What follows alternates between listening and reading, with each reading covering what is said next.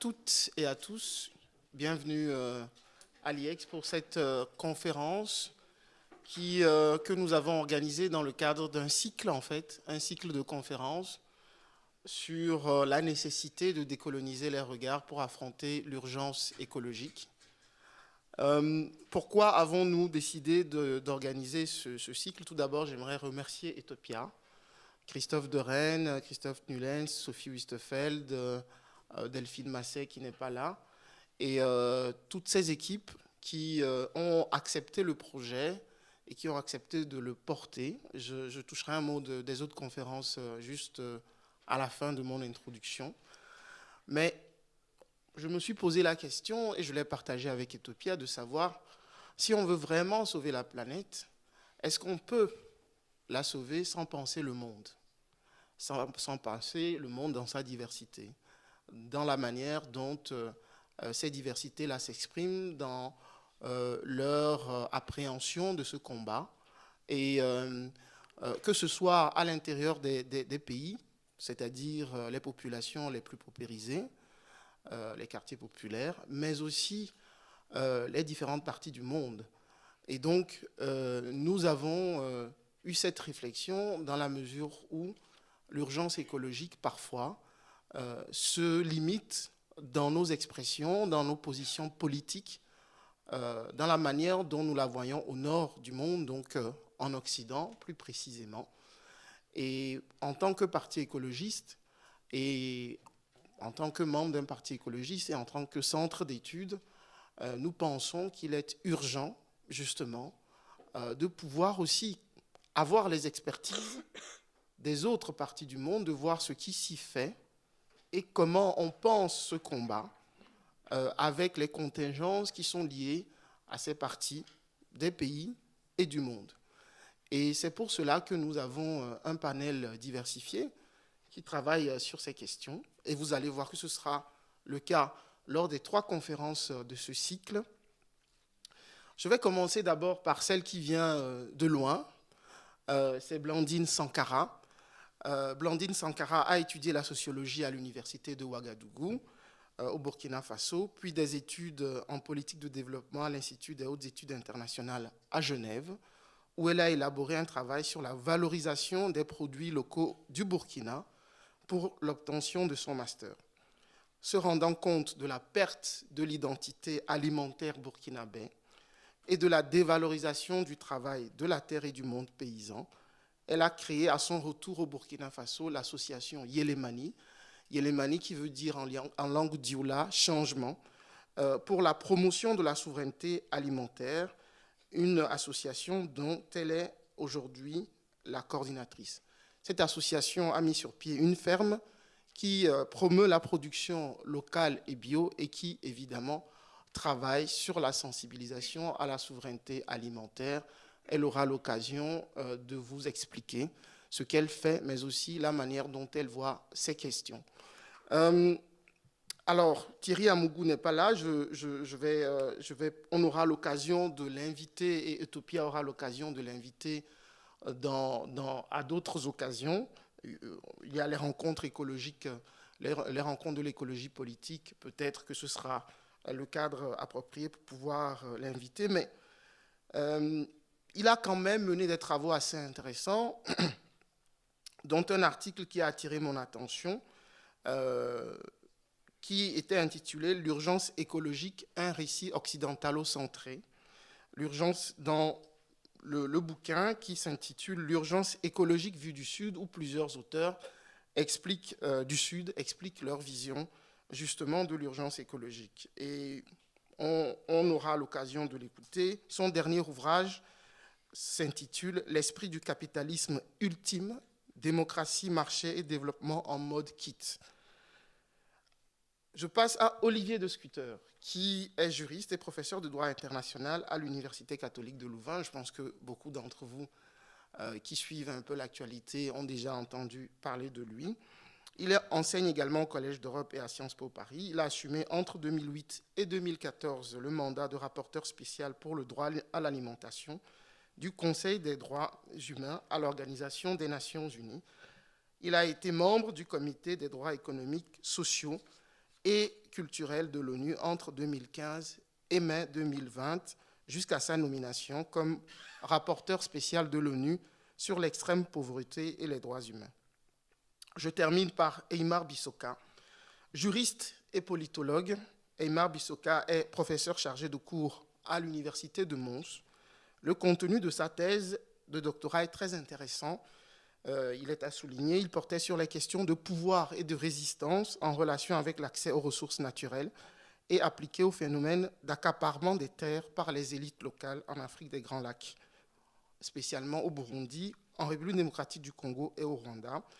Il est associé au Centre d'expertise de référence sur l'Afrique centrale en Belgique, un forum de dialogue et de synergie pour le renforcement de la coopération Nord-Sud. Il appuie aussi ponctuellement des agences des Nations Unies, de l'Union européenne et de la Banque mondiale sur des projets relatifs aux ressources naturelles et à la gouvernance avec une approche socio-anthropologique. Alors, vous avez entendu plusieurs fois le mot ressources. C'est le lien avec l'économie, dans la mesure où est-ce qu'on peut sortir du productivisme et régler la question de l'urgence écologique sans aborder les questions économiques en lien donc avec la justice climatique. C'est la thématique de ce soir et nous sommes très contents de vous avoir parmi nous. Je finis donc par ce mot sur le reste du cycle. Est-ce qu'on peut aborder la question du changement climatique sans aborder les questions qui sont liées aux inégalités? On va parler des inégalités ce soir, mais les inégalités de genre au niveau donc de cette question climatique. C'est ce que nous allons aborder lors de la deuxième conférence qui se déroulera le 15 juin et où on parlera des écoféminismes, mais aussi des féminismes liés au changement climatique, y compris en Afrique. Et nous aurons l'immense honneur d'avoir une femme qui se bat depuis des années au Mali sur les questions de genre, de lutte contre le capitalisme, mais aussi de lutte contre le dérèglement climatique. Il s'agit de Mariam Diallo Dramé. Et enfin, nous aurons, et ça, nous sommes en train de préparer, je peux vous annoncer déjà que nous avons une philosophe qui est très compétente et qui nous a fait vraiment l'honneur d'accepter de travailler sur le thème de la troisième conférence, l'universalisme. C'est Nadia Yala Kisukidi qui sera avec nous. Donc, ce sera en octobre et nous sommes en train de négocier la venue d'autres noms prestigieux qui pourront venir nous parler des universalismes, puisque c'est de ça qu'il s'agit. Voilà, je vous souhaite une très bonne conférence et je cède la parole à Sophie Wistefeld, qui travaille chez Ethiopia et qui est spécialiste donc, de toutes les questions qui sont liées à l'interculturalité. Elle y travaille en lien avec les questions d'inégalité et de climat. Je lui cède la parole. Merci. Merci beaucoup, Calvin.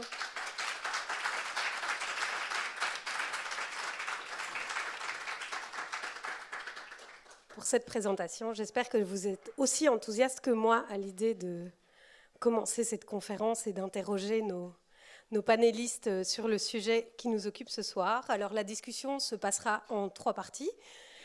Nous aborderons d'abord quelques constats, une forme d'état des lieux. Ensuite, sur la question de la justice climatique en lien avec l'économie. Ensuite, nous aborderons les causes et les responsabilités de l'état des lieux, dont je ne vous dis pas tout, puisqu'on va l'aborder maintenant.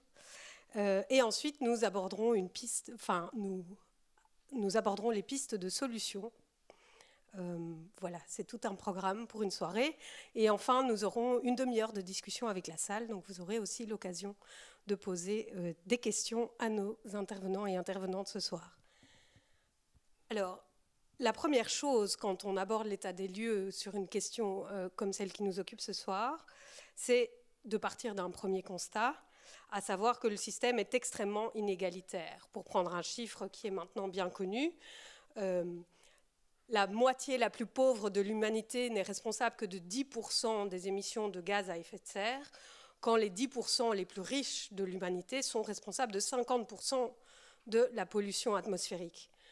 Alors, les inégalités, qu'on peut dire inégalités environnementales, s'expriment dans plein d'autres domaines que celui-là. Et je voulais demander à nos intervenants et intervenantes ce qui, dans vos domaines d'expertise particuliers, illustre le mieux cet état de fait, cet état d'inégalité. Et je voudrais commencer par donner la parole à Madame Sankara. Bon, ben, merci pour cette invitation ici pour parler, mais moi je parlerai simplement vraiment des expériences de terrain que nous avons, que nous vivons, hein, soit au niveau du pays, le Burkina Faso, ou bien nos expériences vraiment en tant qu'association à notre petit niveau. Ce qu'on constate sur le terrain, c'est vraiment la destruction des terres. La destruction des terres depuis, on va dire, hein, pour ceux qui ont fait des recherches depuis la colonisation. Destruction des terres due vraiment à la production on va dire des aliments pour la rente, des aliments donc pour l'exportation, ce qu'on appelle les produits de rente, à la place des produits vivriers. Donc ça, comme le coton, pour ce qui est du Burkina, c'est le coton. On a vu depuis toutes ces années-là la destruction de pas mal de terres. Aujourd'hui, nous avons plus de 500 000 hectares détruites grâce à ça, grâce à cette production-là de rente. Et qu'est-ce qu'on constate aujourd'hui? Je suis arrivé avant-hier, on est au mois d'avril, mais on constate qu'au mois d'avril, ceux qui sont, en tout cas, qui viennent de l'Afrique savent bien, en tout cas Afrique de l'Ouest, au mois d'avril, il ne peut pas avoir des pluies. Ce n'est pas la période des pluies. Comme on dit chez nous, en tout cas, une saison de pluie. On n'a que 2 saisons, c'est la saison sèche et la saison pluvieuse.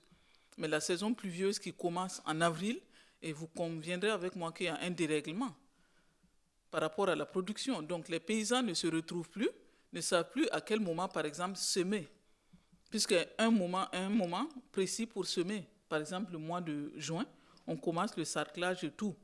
Donc, du coup, voilà des pluies qui s'amènent en avril. Donc, ça fausse tout. Ça fausse tout. Avec ces premières pluies, il y en a qui sont tentés, des paysans qui sont tentés, par exemple, de semer. On a vu ça il y a quelques années, même chez nous, avec la production maraîchère, qui ont semé. Et du coup, l'eau qui a emporté donc, ces semis-là. Donc, il fallait encore acheter des semences pour semer. Donc, pour dire, le constat, il est là. Hein, l'urgence, on le vit. On le vit au jour le jour.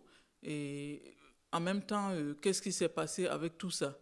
Il s'est passé qu'on abandonne ce qu'on savait faire, finalement, pour se nourrir. Et pour la production de rente, comme je l'ai dit, et cette production de rente-là, qui à des moments donnés, voilà, ne donne plus. Et c'est l'exemple, par exemple, typique avec Monsanto, les produits, les intrants de Monsanto, la firme américaine Monsanto. On a vu en 2015 nos producteurs qui n'ont pas pu vendre, par exemple, le coton sur le plan international, le coton burkinabé, le Burkina qui était placé en première position, n'a pas pu vendre son coton. Parce que la fibre, la tige s'est raccourcie à cause de ces intrants-là. Donc, du coup, voilà un problème parce que qu'est-ce qu'on fait avec du coton? On ne le mange pas. Ils vendent le coton pour pouvoir acheter à manger. Mais si on n'a pas vendu le coton, ils se retrouvent endettés et n'ayant pas les moyens d'acheter à manger. Et qu'est-ce qu'on fait avec ce coton qu'on n'a pas appris d'ailleurs à transformer? Parce qu'on ne le transforme pas non plus. C'est vrai qu'il y a les femmes qui font la cotonnade, les tissus burkinabés, mais ça, c'est une infime partie. Mais quand on vous dit que c'est du deuxième choix, on n'en veut pas sur le plan international et que vous vous êtes endetté, vous ne pouvez pas payer à manger pour un paysan qui ne sait que faire ça. C'est un problème. C'est un problème. Donc, on voit, en tout cas, cette urgence-là au quotidien, sur le terrain. C'est une urgence qui est, en tout cas, oui, elle est présente, quoi. Elle est présente. Et ça, si on veut aller sur la question même des inégalités, vous voyez bien toute l'importation des intrants, des produits chimiques qui arrivent, qui sont en tout cas interdits en Europe et qui nous arrivent, qui sont pourtant vendus chez nous. Donc tous ces produits, voilà, le marché est ouvert, ces produits sont vendus, destruction des terres, et perte de savoir-faire en même temps. C'est ça aussi le problème. Ce n'est pas juste la question économique, mais il y a cette question aussi de perte de connaissances et de savoir-faire en même temps. Et qu'est-ce que nous apprenons dans nos universités? En tant qu'agronomes, ils n'apprennent rien que ce qui est conventionnel, la production conventionnelle, donc avec produits chimiques et tout le reste. Et donc, cette perte de savoir-faire-là est quand même une grosse perte. Et je dirais même, pour moi, je la placerais comme la plus grande perte. C'est la première. Quand on a perdu son savoir-faire, ses connaissances, ses traditions, et qu'est-ce qu'on devient? Qu'est-ce qu'on devient? Donc, il y a tout ça qui sont les conséquences, au-delà même de la question climatique. Chez nous, en tout cas, on le constate sur le terrain, il y a tout ça. Mais dû au fait que ça fait beaucoup d'années que nous avons sollicité nos terres, c'est depuis longtemps, la culture du coton, la culture de l'arachide, pour des colonies, et à l'époque que nous étions, pour l'extérieur. Et on a été une main-d'œuvre. Le Burkinabé a été le voltaïque, comme on nous appelait. C'était la main-d'œuvre pour travailler. Et à ça, au-delà même du pays, hein, jusqu'en Côte d'Ivoire, les pays voisins, on sait que c'était les Burkinabés, c'est vraiment la main-d'œuvre pour travailler. Donc, voilà, c'est vraiment une urgence, en ce sens que destruction des terres, perte de savoir-faire et pauvreté. Finalement, c'est le cercle vicieux de la pauvreté, parce qu'ils ne savent rien faire que l'agriculture. Et maintenant, cette agriculture qui, normalement, devrait les nourrir, ils n'arrivent pas à vivre de ça, parce que faisant de la production pour vendre, et cette production, si elle n'est pas vendue, s'ils n'arrivent pas à vendre, pas de nourriture, et qu'est-ce qui se passe? C'est toutes les conséquences, à savoir rejoindre les gens en ville pour chercher du travail, grossir les rangs des chômeurs en ville, et s'il n'y a pas de travail en ville, on tente l'aventure, c'est-à-dire l'immigration, ici, d'aller plus loin, donc d'arriver même jusqu'ici. Et ça, c'est tout un travail, parce que nous sommes aussi, nous, quand je dis nous citadins, et en partie aussi responsables de tout ça, nous qui sommes en ville. Il faut soutenir aussi cette production-là, ces paysans parce que c'est aussi des parents, en tout cas, c'est la ville pour moi, la ville qui doit soutenir et tirer la campagne. Donc c'est tout un travail à faire. Et, ouais. Merci beaucoup. Olivier de Scutter, je vous vois prendre des notes attentivement. Ce que Blandine Sankara évoque depuis son terrain burkinabé, ça fait écho à ce que vous observez dans vos différentes missions, notamment onusiennes. Donc la question, Sophie, au départ était la question du rapport entre les inégalités et la crise écologique. Et je voudrais faire là-dessus peut-être 4 remarques pour pointer les liens qui vont au-delà, je crois, de la question de l'empreinte écologique des plus riches ou des plus pauvres, qui est effectivement le chiffre habituellement cité.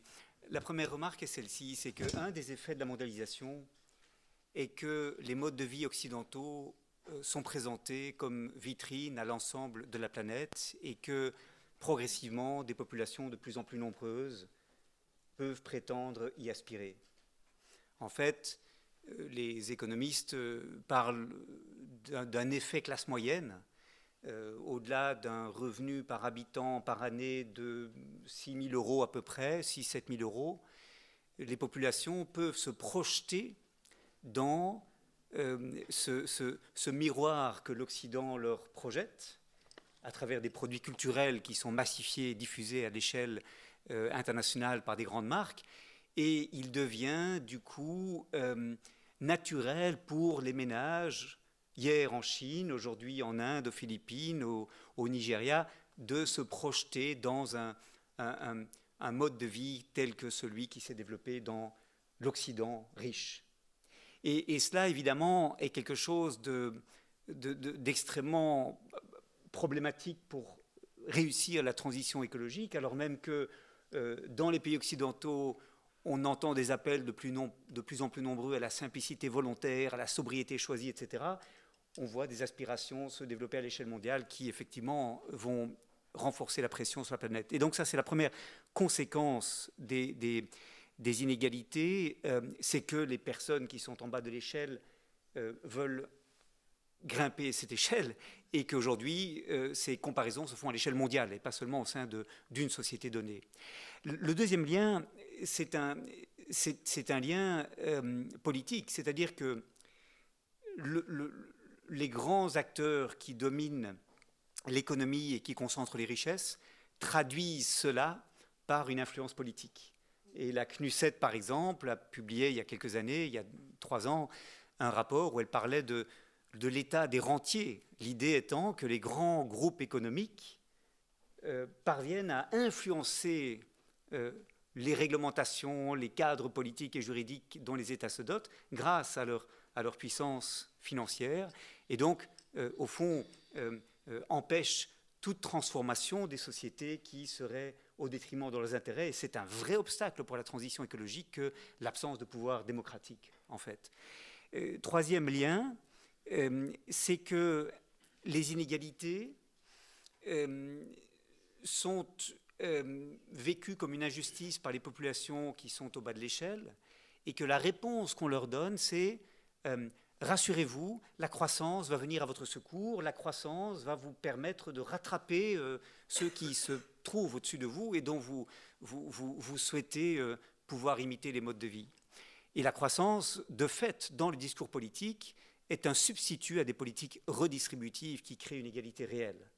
En fait, pendant des années chez nous, c'était cela, hein, l'idée du partage des fruits de la croissance, avec un tiers de la croissance qui allait aux entreprises et aux actionnaires, un tiers qui allait à l'État sous forme d'impôts, et puis un tiers qui allait aux travailleurs et travailleuses sous forme d'augmentation des salaires. On partageait les fruits de la croissance, et ça rendait tolérables les inégalités, parce qu'on créait de la croissance. Alors aujourd'hui, évidemment, la croissance, non seulement on n'arrive pas à la créer, mais en plus on se dit qu'elle a quand même des impacts sur l'épuisement des ressources et la pollution, y compris les gaz à effet de serre, qui sont très redoutables. Mais alors, il faut redistribuer, parce que sinon, c'est la désespérance qui va s'installer. Mais donc, la persistance des inégalités fait que la croissance reste souhaitée par beaucoup et reste, qu'on le veuille ou non, une sorte de ligne d'horizon, de point d'horizon que les politiques se fixent.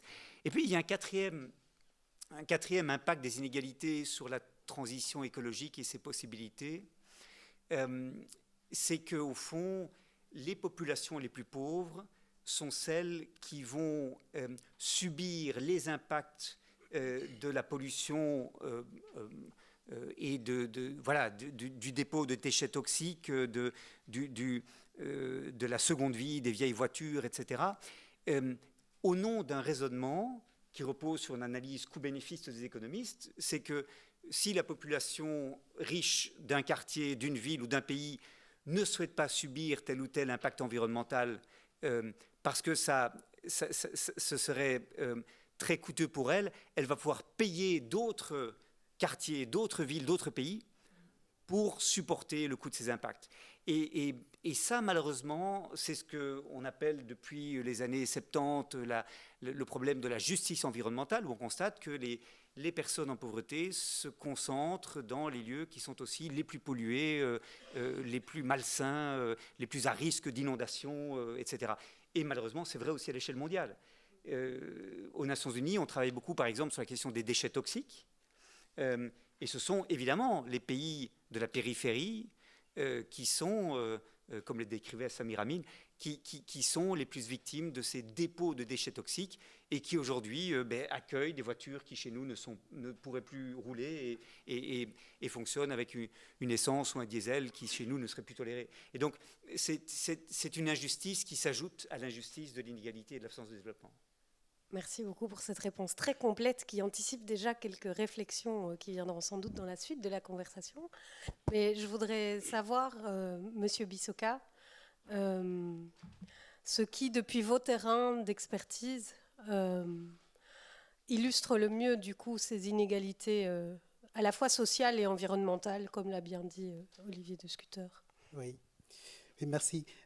Je viens d'arriver du Congo ce matin, effectivement, pour lancer un projet, mais aussi pour poursuivre des recherches dans le cadre d'un autre autour de ces questions. Le premier projet porte sur le rapport entre les groupes armés et l'extractivisme. Hein, le fait qu'on se rend compte qu'à chaque fois qu'il y a une grosse demande sur le plan international autour d'une certaine ressource, il y a dans les zones d'extraction des groupes armés qui émergent et qui martyrisent finalement la population. Donc on a le lien à ce niveau. Mais le deuxième projet sur lequel que je viens de lancer, qui est intéressant dans ce sens, c'est vraiment la manière dont l'extractivisme, surtout dans le cadre de la production de l'or, de l'uranium et du cobalt, affecte les populations locales, les travailleurs dans les mines. Est-ce que vous pourriez préciser juste pour les personnes qui ne connaîtraient pas le mot, ce que c'est l'extractivisme? Oui, c'est-à-dire il y a la demande maintenant, hein, comme toujours d'ailleurs, de l'or, et l'or que nous utilisons dans l'industrie ici vient de quelque part. Souvent, ça vient de mines dans le cadre de l'Afrique de Grand Lac ou du Congo, des zones qu'on appelle des zones de conflit. Et c'est des grandes mines où on va retrouver souvent des groupes armés. Et ça cause beaucoup de problèmes pour la population. Ce que nous essayons de voir, c'est la manière dont les travailleurs dans ces mines sont affectés dans leur corps tous les jours dans leur travail d'extraire l'uranium, le cobalt, l'or, etc., qui est demandé pour l'industrie ici en Europe. Et donc, de là, on sait voir en fait la manière dont les questions de destruction de l'environnement affectent plus des populations pauvres, des travailleurs de ces mines, plus que les industries européennes qui demandent ces ressources ici, mais aussi les consommateurs européens. Mais ce qui m'intéresse ici à dire, c'est que cela n'est pas nouveau. Cela n'est pas nouveau. Les choses ont toujours été ainsi, que les populations les plus pauvres subissent plus la dégradation de l'environnement, plus que les populations les plus riches. Mais pourquoi ce discours est important pour l'écologie aujourd'hui? C'est la question qui se pose pour quelque chose, un phénomène qui est aussi vieux que, par exemple, l'esclavage ou la décolonisation. C'est parce qu'à un moment donné de l'histoire, en Occident, on se rend compte que cela devient un problème. Et je pense que lorsqu'on parle de décoloniser le regard, je pense que c'est de cela qu'on parle. On est en train de dire que nous devons nous poser la question de savoir pourquoi c'est aujourd'hui qu'en Occident, la question de la dégradation de l'environnement devient un problème, et surtout dans quelle mesure la problématisation que nous évoquons ici, c'est-à-dire le rapport entre la pauvreté et le changement climatique, se pose à partir d'une certaine temporalité et dans des termes bien spécifiques. On a aujourd'hui tout un discours bien élaboré sur la transition écologique, et ce qu'on nous demande, c'est non pas de déconstruire ce discours, de le décoloniser, mais plutôt de décoloniser le regard pour dire, j'ai l'impression, de parler de l'Afrique et pas que de l'Occident, et d'inviter des Africains et pas que des Occidentaux. Et de mon point de vue, je pense que là, c'est une manière de rester dans un certain mimétisme autour de la question de l'urgence environnementale. Ce que je vois sur le terrain, de la destruction de l'environnement, la pollution de l'air, etc., à partir des terrains africains, nous demande en fait de revisiter le discours sur la transition écologique qui nous est vendu en Occident, et pas seulement de parler aussi de l'Afrique. J'entends l'invitation à approfondir nos recherches par la suite, parce qu'effectivement, aujourd'hui, on parle des relations entre l'Europe et l'Afrique et on n'aura pas... Enfin, les questions vont aborder certains aspects du discours sur la transition écologique, mais nous n'aurons pas l'occasion d'approfondir complètement cette suggestion de recherche que vous nous faites ici, et je prends l'invitation très au sérieux. La deuxième question que je voudrais vous poser, c'est parce qu'il y a un discours que je trouve assez dérangeant, en fait, qui vient quand même souvent de la droite, on va le dire comme ça, qui pointe la question de la pression démographique sur la planète, la question du problème que serait l'augmentation de la croissance de la population, en particulier dans des pays émergents ou en Afrique. Donc comme un danger particulier pour le dérèglement climatique. Ce discours me semble problématique, notamment parce que ça a déjà été évoqué aujourd'hui. Comment dire ? Le problème, c'est si l'ensemble de la population adopte le mode de vie qui est celui des Occidentaux, pour le dire rapidement. Donc, est-ce que c'est juste de dire que le problème, ce qui est présenté comme le problème de la démographie, c'est plutôt le problème de la généralisation du mode de vie occidental ? Et dans ce sens, est-ce que décoloniser les mentalités ou les modes de vie à la fois au nord et au sud ne serait pas une piste de solution à ce dit problème démographique ? Oui. Oui, allez-y, Aymar. Oui. Cette forme de problématisation n'est pas nouvelle. Lorsque vous lisez un peu sur, disons, l'écologie politique en Europe dans les années 60, on a le même discours très colonial, du type, à chaque fois qu'on parle d'Afrique sur les questions écologiques, il y a deux choses qui ressortent, la pauvreté et la démographie. L'année passée, on a vu, c'était à la COP 26, c'est la même chose. Comment trouver des fonds pour aider ces pauvres Africains à faire face aux problèmes, mais aussi à régler leurs problèmes civilisationnels, entre guillemets, pour reprendre les mots du président Macron il y a quelques années. Et lorsqu'on va parler du rapport entre l'écologie et l'Occident, on va voir les solutions. Parler de l'écologie en Europe, c'est parler de la transition et donc des solutions. Parler d'Afrique, c'est de parler de problèmes. Et de mon point de vue, il n'y a pas plus colonial que ça, parce que c'est un discours avec une certaine ontologie où l'Afrique est fondamentalement incapable de penser les solutions par rapport à ce problème-là. Là, c'est le premier point. Le deuxième point, c'est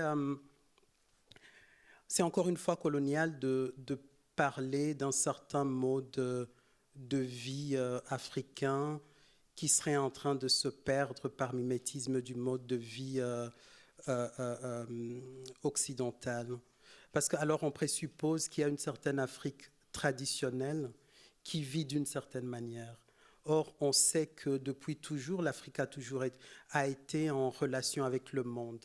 D'abord l'Asie, et ensuite l'Europe beaucoup plus tard, et que l'Afrique, c'est un continent dont le mode de vie a toujours été créole et hybride.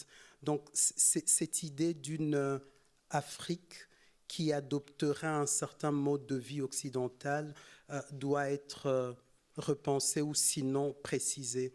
Après, je pense qu'il est quelque part indécent pour un continent comme l'Occident de demander à l'Afrique de penser son mode de vie.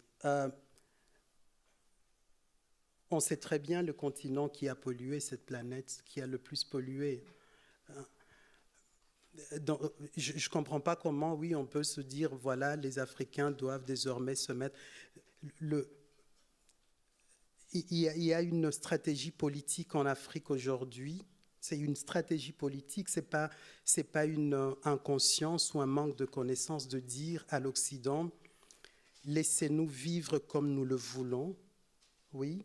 Vous le savez très bien, la question écologique est une question fondamentalement politique.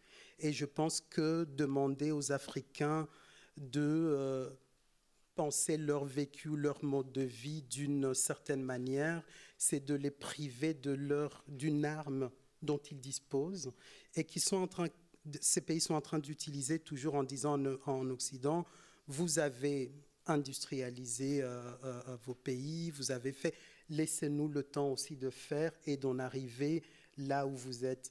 Et ce n'est pas de l'inconscience par rapport à la question écologique, mais c'est une arme que l'Afrique est en train d'utiliser. Et donc, au lieu d'aller dans ce discours de l'Afrique qui essaierait de faire comme l'Occident, je pense qu'on pourrait aller dans une autre forme de problématisation et de se dire comment, malgré toutes les difficultés, l'Afrique a quand même réussi jusqu'aujourd'hui à préserver ses forêts, comme au Congo, par exemple. Ce n'est pas une question de mode de vie traditionnel, etc., mais il y a du savoir-faire, des connaissances, de la résilience, entre guillemets. Et je pense que lorsque je parle vraiment de décoloniser la question de, disons, le discours sur la transition, c'est cela, c'est commencer à voir les choses différemment. Merci. Blandine Sankara, vous êtes d'accord avec ce que... Totalement, tout à fait, parce que je me porte en faux avec ce discours qui veut qu'il faut diminuer les naissances. La planification, la réduction des naissances en Afrique résoudrait en tout cas la question du climat. Parce que s'il y a beaucoup plus de personnes, tout le monde voudra vivre et que tout le monde veuille vivre à l'occidental, il y aura une pression sur les ressources naturelles. Moi, je pense que le problème, il est mal posé. Dit comme ça, il est mal posé. Il est mal posé en ce sens que, est-ce qu'en Afrique, comment les populations voient la question démographique? C'est quoi la question démographique pour eux? Avoir plus d'enfants, ça signifie quoi? Ce n'est pas le problème. Ce n'est pas un problème. En ce sens que les enfants, c'est vu quand même comme une main-d'œuvre. D'avoir, en tout cas, des gens pour vous aider, pour le travail, c'est important.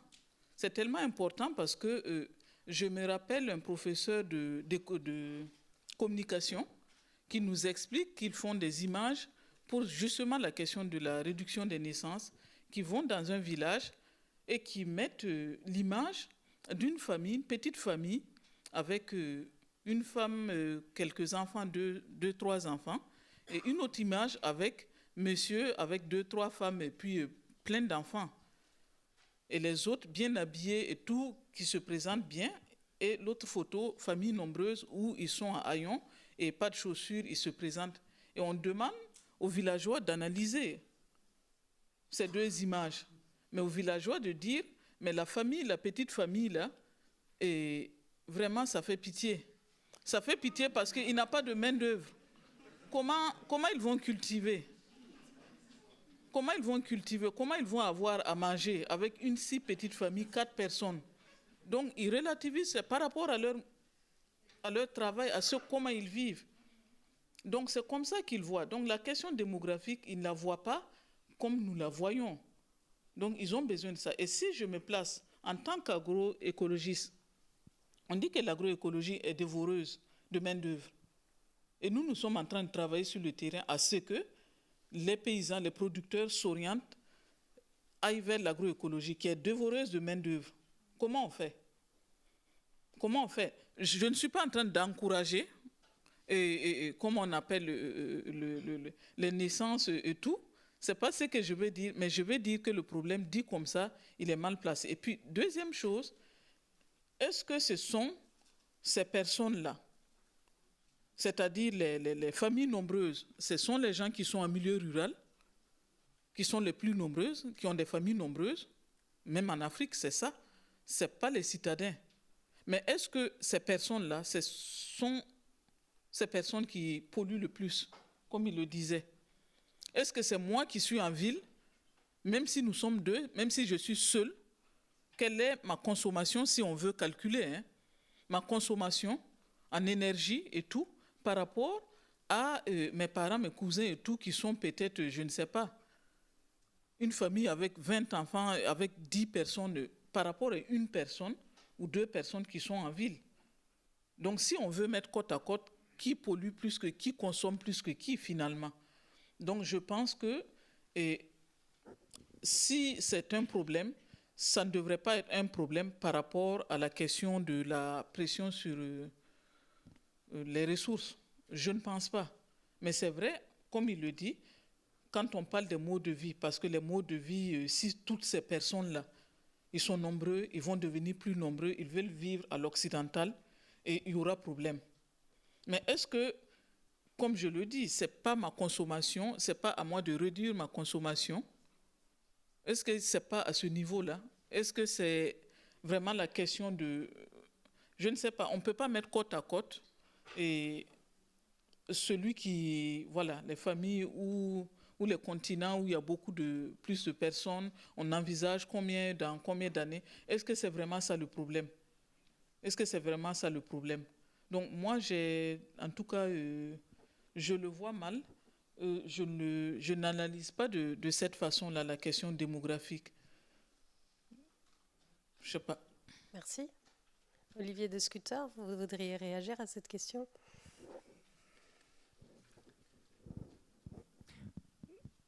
En fait, la croissance de la population, elle vient de 3 facteurs. C'est l'augmentation de l'espérance de vie grâce au progrès de la médecine. C'est la réduction de la mortalité infantile qui permet de sauver des vies des enfants en bas âge. Et puis, c'est effectivement le nombre d'enfants par femme, la fertilité. Du point de vue historique, la croissance démographique est une victoire de la médecine parce que ça veut dire simplement que les gens vivent plus longtemps et qu'on sauve plus de vies. Mais du point de vue du développement d'un pays, moi je suis quand même très réservé sur l'idée qu'il ne faudrait pas agir là-dessus. Je crois qu'il faut distinguer 2 choses. La manière dont on inculque un message sur la maîtrise démographique. Je suis vraiment choqué, Blandine, quand effectivement ces images où on a la famille A et la famille B et on demande de comparer. Mais enfin,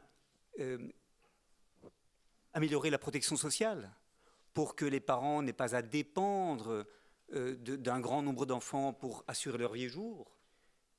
Permettre aux femmes d'avoir un meilleur accès à l'éducation afin que l'âge du mariage puisse être retardé et afin qu'elles puissent choisir d'avoir moins d'enfants et de s'en occuper mieux, je suis en faveur de cela. Et je crois que le vrai enjeu aujourd'hui, c'est de donner aux jeunes dans les zones rurales des perspectives d'emploi décent, y compris parce que l'agroécologie, effectivement, exige de la main-d'œuvre, ralentir la pression sur les villes et les services publics des grandes villes qui n'en peuvent plus d'accueillir des migrants venant des zones rurales. Mais je crois qu'on se tromperait si l'on ne prenait pas en compte cette question de la croissance démographique dans l'équation générale. Et je relève d'ailleurs que c'est la même question qui se posait en Asie dans les années 60 et 70, où c'est aussi quelque chose qui se posait dans ces termes-là. L'Afrique est un tout petit peu est dans une phase différente par rapport à l'Asie et on va arriver à un plateau, mais plus tard. Mais je crois très honnêtement qu'on ne peut pas faire comme si il ne s'agissait pas d'un défi à relever. Voilà. Et donc ici, on a peut-être une différence d'opinion, je ne sais pas, mais je continuerai pour ma part de plaider pour la protection sociale qui protège les familles sans qu'il faille pour cela avoir des enfants très nombreux, et je continuerai de plaider pour l'amélioration de l'accès des femmes à l'éducation pour que les mariages aient lieu plus tard et pour qu'elles puissent dire non. Je crois que M. Bissoka voudrait réagir à cette prise de parole. Oui. Je pense qu'on est d'accord par rapport au principe. La seule critique décoloniale de ce point de vue, c'est que l'équation générale en question n'existe pas. C'est ça le problème, c'est cette idée universaliste selon laquelle à partir d'une réflexion rationnelle désincarnée d'un terrain spécifique, on peut définir une équation ou une vérité sur le rapport entre la pauvreté, la démographie et la question écologique est fortement problématique parce qu'effectivement désincarné d'un terrain spécifique. Et vous avez raison de dire qu'il faut des préalables. C'est là que se pose le problème.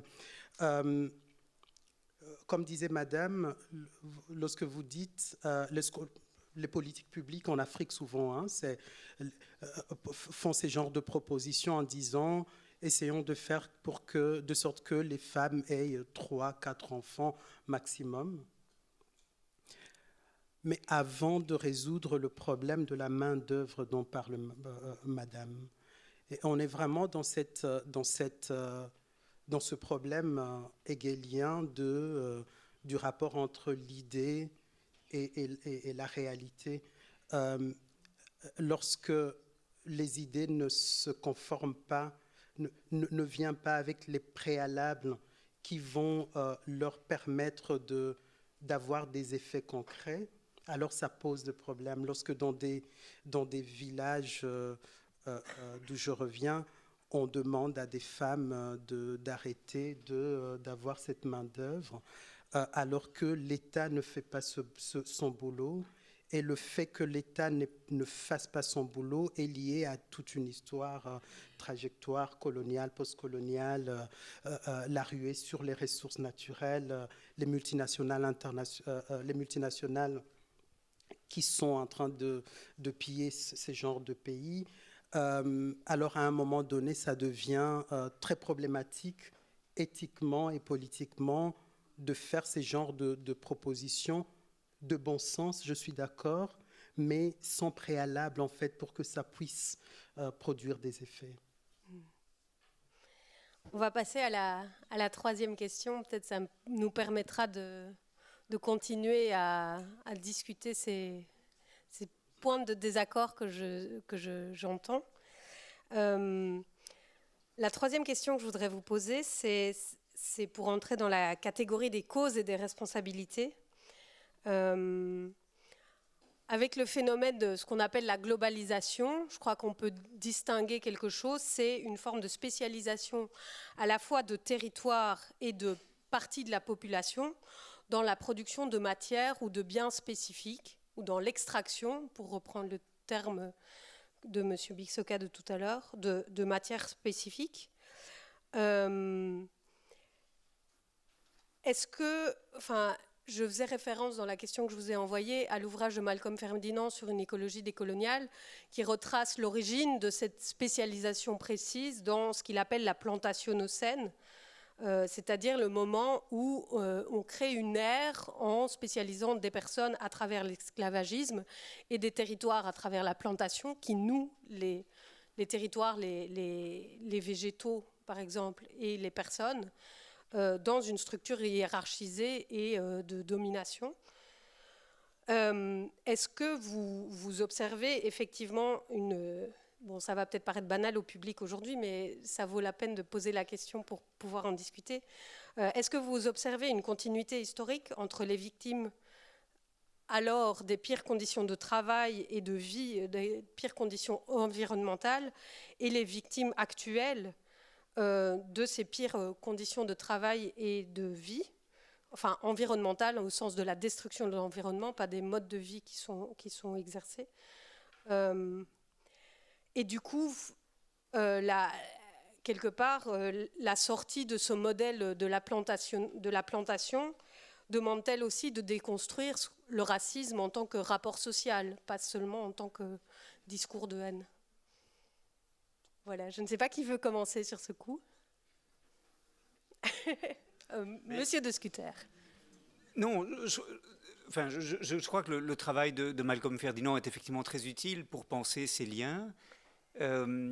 En gros, qu'est-ce qu'on peut dire sur ce lien entre le colonialisme et la division internationale du travail? C'est que l'essentiel des destructions environnementales dans les pays du Sud vient de la nécessité de satisfaire nos besoins à nous, riches occidentaux. Et beaucoup de choses se font dans le Sud, en toute impunité d'ailleurs, pour satisfaire nos besoins. Moi, je me rappelle d'une mission que j'avais faite en Inde où j'étais au sud de Madras, dans un village qui s'appelle Cuddalore, et il y avait des entreprises pétrochimiques européennes, BASF et d'autres, qui polluaient les ruisseaux là, les rivières, à un point tel que les écoles devaient garder la fenêtre fermée parce que sinon les enfants s'évanouissaient. Et ils faisaient là des choses qu'on n'aurait évidemment jamais tolérées en Europe. Ou bien encore à Sarawak, l'île partagée entre la Malaisie et l'Indonésie, où on détruit des forêts primaires pour produire de l'huile de palme qui satisfont en fait nos besoins à nous, puisque c'est essentiellement pour l'exportation que cette huile est produite. Donc oui, on a depuis l'époque coloniale exploité pour notre intérêt ces territoires, et l'idée que cette mise en exploitation des territoires pour notre intérêt pouvait être tolérée sans aucun égard aux intérêts des populations locales, elle nous poursuit depuis l'époque coloniale, bien entendu. On a d'ailleurs tout un débat dans les années 60, après les décolonisations ou accompagnant les décolonisations, où des auteurs néolibéraux disaient mais il ne faut pas confondre souveraineté et propriété. Les États, certes, ont conquis leur indépendance politique et réclament d'être souverains sur leur territoire et à l'égard de leur population, mais la propriété des ressources doit être protégée de toute forme d'ingérence de la part de l'État, parce que ce sont les grandes entreprises occidentales qui détiennent les technologies, les capitaux qui vont permettre de fructifier ces terres pour le bien commun, en fait, pour le bien de tous, puisqu'il faut exploiter pour maintenir une certaine efficience dans la production économique. Donc c'est quelque chose qui est complètement assumé dans ce discours-là, qui est le discours d'une certaine branche de l'économie politique. Donc je crois que c'est au fond ça, l'extractivisme, c'est l'idée que dans un monde interdépendant, les territoires riches en ressources peuvent être exploités pour satisfaire les besoins des populations les plus riches qui peuvent, grâce à leur pouvoir d'achat, se permettre de payer l'exploitation de ces ressources pour leur profit. Et les perdants, ce sont toujours les mêmes. Ce sont les populations du Sud exploitées par ces divisions internationales du travail. Madame Sankara, oui. Je vois que vous souhaitez réagir. Oui, tout à fait, parce que Olivier de Schutter parlait de l'extractivisme, mais c'est actuellement, je veux dire, les Burkinabés, le Burkina n'a pas connu sa pire période que depuis la découverte de l'or au Burkina, dans ce pays-là. L'or a causé le malheur, continue de causer le malheur de ce pays. On a actuellement près de 16 sociétés minières qui travaillent au Burkina pour l'extraction, par exemple, de l'or. Et vous avez la contamination de l'eau avec le cyanure. Vous avez la nappe phréatique donc, qui est contaminée. Vous avez des terres qui sont détruites pour l'implantation donc, de ces sociétés-là. Et en retour, qu'est-ce qu'on gagne? Qu'est-ce qu'on gagne? Qu'est-ce qu'on gagne? C'est vrai, nous sommes responsables parce que nous n'avons pas les politiques, les bonnes politiques pour avoir comment on appelle, des bons contrats avec ces sociétés minières. On n'a pas aussi la compétence, la ressource nécessaire n'est pas là pour faire face, pour travailler avec ces sociétés minières. Donc du coup, vous arrivez dans ces sociétés-là, c'est des étrangers. Vous avez des Canadiens, vous avez les Australiens, vous avez donc qui exploitent la grande quantité de l'or et qui repartent avec l'avion depuis le fin fond du Burkina. On exploite l'or, ça vient à l'aéroport de Ouaga et ça part, on ne sait où.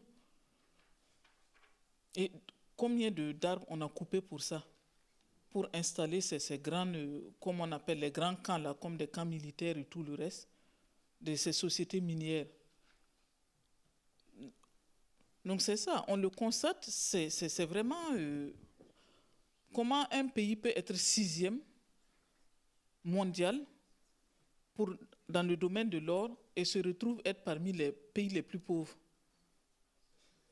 Et qu'on n'ait pas à manger et qu'on dise que le pays a de l'or est 6e, une certaine grande quantité, je ne sais plus le nombre de combien de kilos par an sort du pays.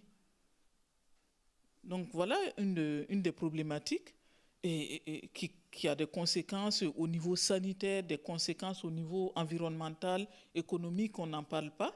Et au-delà même de ça, qui crée une certaine insécurité. Parce que l'insécurité aussi, en grande partie, que nous vivons dans nos pays du Sahel, c'est dû aussi à cette question d'or. Voilà, on sait qu'il y a des minéraux, il y a en tout cas des ressources qui sont là. On se bat pour ça. Et ça, il faut qu'on se le dise. Ce n'est pas pour les beaux yeux des Sahéliens, des Burkinabés, des Maliens ou des Nigériens que la France est présente au Sahel. C'est parce qu'il y a quelque chose à prendre. Et voilà, c'est une certaine forme de colonisation pour moi qui continue. Autrement, peut-être en complicité avec nous, quand je dis nous, les élites, une certaine élite. D'ailleurs, ça a toujours été comme ça, même au temps de la colonisation. Mais c'est une forme de colonisation qui continue, mais de façon insidieuse, parce que là, voilà, on n'a pas la force, on n'a pas la capacité, la compétence de comprendre ce qui se joue quelquefois. Et même cette population qui est présente dans ces villages ne comprend pas. Elle ne comprend pas. Qu'est-ce qu'on lui explique? On dit simplement qu'elle n'a pas la capacité de comprendre, alors que c'est parce que c'est nous qui n'avons pas les moyens de leur expliquer simplement ce qui est en train de se jouer, quels sont ces contrats, qu'est-ce qui est écrit dans ces contrats, et pour qu'elles puissent aussi se prononcer, dire un mot. Donc ça, en tout cas pour le Burkina, on voit bien hein, avec l'or, qu'est-ce que ça crée comme inégalité, comme problème, voilà, en matière d'extraction au Burkina. C'est terrible. C'est terrible, sur tous les plans, comme j'ai dit, sur tous les plans. Et je pense que ça aurait été mieux qu'on ne découvre pas, on n'ait pas d'or. Si on n'avait pas d'or, au moins on sait que nous sommes un pays pauvre. Et puis voilà, mais comment on peut paradoxalement être pauvre et avoir de l'or et ne pas pouvoir avoir à manger? Comment un pays qui se dit à plus de 80% agricole de sa population active dans l'agriculture se retrouve en train d'importer à manger? Quel paradoxe! Quel paradoxe! Et ça, c'est incompréhensible, c'est incompréhensible. Donc, quelque part, voilà une forme d'exploitation qui continue. Au-delà des minéraux, et même, je disais à quelqu'un ce matin, j'ai dit, mais nous avons appris à consommer le haricot vert que nous produisons à la faveur, je vais dire, parce qu'il y a eu un problème au Burkina. On ne le consomme pas, on le produit, mais on ne le consomme pas. On le produit pour vendre. Il a fallu qu'il y ait un problème politique, que l'avion qui devait venir, l'avion ne vienne pas chercher le haricot vert à l'aéroport de Ouagadougou pour que des tonnes et des tonnes de haricots restent là, que le gouvernement à l'époque oblige les fonctionnaires à acheter chacun un carton pour amener en famille, pour que nous commencions à essayer à cuisiner le haricot vert, qui avec le couscous de maïs, qui avec des légumes et tout le reste. Voilà comment nous avons appris dans les années 80 à consommer ce que nous produisons. Sinon, c'était produit pour aller à l'extérieur. Ouais. Et pour vous, il y a un lien avec la question du racisme comme rapport social? Absolument, absolument, parce que je ne sais pas si c'est du racisme, mais en tout cas une forme de colonisation. Une forme de colonisation. Parce que voilà des populations qui sont là pour produire ce que les autres désirent. Produire ce que les autres désirent et qui n'ont pas malheureusement appris à transformer, qui n'ont pas appris à consommer cette production. Parce que On ne peut pas dire qu'il y a un pays aujourd'hui qui peut vivre en vase clos. Personne. On a besoin des autres, on a besoin de faire du commerce et tout le reste, mais qu'on n'apprenne pas à le consommer, à ne pas le transformer, même le cas de l'or, hein, voilà là où il y a le problème. Voilà où ça pose problème, parce que c'est comme si c'est juste produire pour les autres, produire pour que ça parte. Et le jour qu'on n'en veut plus, et c'est là qu'on commence à se poser la question. J'ai parlé du cas du coton, c'est la même chose. C'est la même chose parce qu'à un moment donné, on a trouvé un substitut, ou bien parce que votre produit ne correspond plus à ce qu'on veut. Qu'est-ce qu'on fait? Mais ça, je n'accuse pas. Nous sommes aussi responsables. Hein. Ce n'est pas que je dis seulement c'est l'autre côté, mais nous sommes aussi responsables et on doit se poser la question, on doit s'interroger, d'où le travail aussi de déconstruction d'image, d'où le travail de décolonisation, hein, quelque part, et si on peut le nommer comme ça, qu'il faut faire. Merci. Émar Bissoka.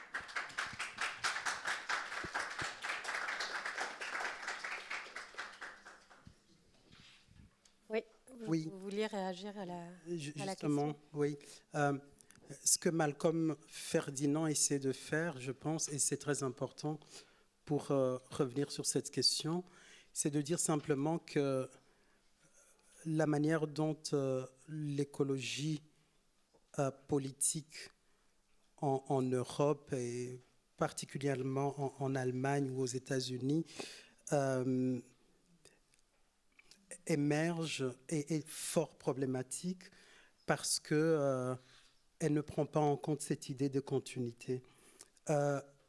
Pour lui, l'écologie politique ne devrait pas partir de ce gros débat autour des enjeux entre la croissance et la durabilité, mais plutôt, disons, c'est pas possible de penser, de parler d'écologie, de réchauffement climatique, de transition, etc., sans y intégrer la question de la race. Et parler de race, c'est introduire la question à la fois de la modernité et du capitalisme. Et pour lui, effectivement, qu'il y a continuité, on ne peut pas comprendre ce que Madame vient de dire, le fait que on produise des terres, des aliments pour les autres dans des pays pauvres où on en a besoin, qu'on produise de l'or au Congo. C'est très intéressant à l'Est. Vous êtes dans une zone de conflit où il y a des dizaines de morts tous les jours, mais le petit coin où des entreprises canadiennes, par exemple, produisent de l'or, sont très bien sécurisés. On ne sait pas comment ils font, mais voilà. On ne peut pas comprendre les problèmes des dégradations qui se posent dans ces milieux, c'est-à-dire ces Canadiens ou ces Allemands, ces Belges qui travaillent là-bas, qui sont surpayés, surprotégés et qui ne meurent pas lorsqu'il est en cas d'attaque, et que dans ces cas-là, ce sont les Noirs africains qui meurent. Ou lorsqu'il y a un Blanc qui meurt après ces attaques, on en parle, mais des dizaines de populations noires qui continuent à mourir dans ces zones d'extraction du minerai, hein, dont l'essentiel est utilisé dans les entreprises ici et consommé en Europe. On n'en parle jamais lorsque les Noirs meurent dans ces cas. Et ce que Malcolm dit, c'est on ne peut pas penser ces questions-là, le rapport entre extractivisme, pauvreté, etc., sans revenir à l'histoire coloniale, à l'histoire de l'esclavage, pour parler de continuité, je dirais plutôt de permanence au lieu de continuité, parce que parler de continuité, c'est être en mesure de justifier la question de la causalité. Mais lorsqu'on parle de permanence, on voit en fait que de la même manière qu'aujourd'hui au Congo, les questions de dégradation et des conséquences de la dégradation sont raciales, de la même manière, on trouve le même phénomène durant la période de la colonisation et la période de l'esclavage. Il reprend la question du paradigme chez Agamben pour montrer ce fait-là. Et donc, décoloniser le discours sur l'écologie en Europe, en Occident, ou tous les discours sur la transition, c'est revenir effectivement sur des questions du rapport entre race, capital et modernité. Un deuxième point, sur les derniers, sur lequel Madame a beaucoup insisté, je pense que c'est très important de revendiquer le fait que dans tous ces problèmes autour de la dégradation, de la pauvreté, la souffrance des gens bien localisés en Afrique, avec une certaine couleur de peau qui fait problème dans ces cas-là. Il y a des complices africains et noirs là-dedans. Nous avons besoin d'insister sur ce fait-là, que ce n'est pas une question de méchants européens versus des gentils africains. Pourquoi c'est très important? Parce qu'alors, ça pose la question de l'agencéité. Si ces Africains sont capables de trahir leur peuple, alors ils sont aussi capables de reprendre conscience. Parce que ce qui est sûr aujourd'hui, c'est qu'il y a un pessimisme sur la capacité de l'Occident, on va y revenir, de résoudre ce problème écologique, particulièrement pour les Africains.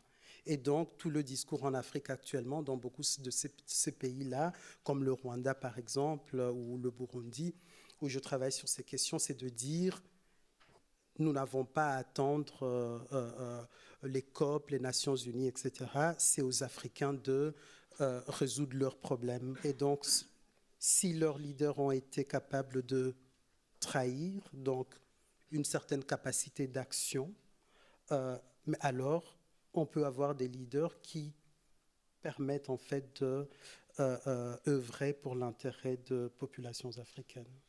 Ouais.